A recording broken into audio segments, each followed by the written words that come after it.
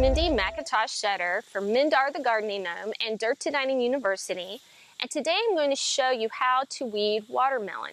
Now, watermelon have very shallow roots, so when you're involved in this process, you have to be very careful that you don't damage the roots.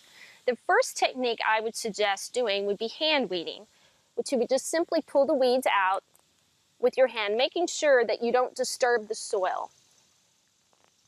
If you do, gently push it back.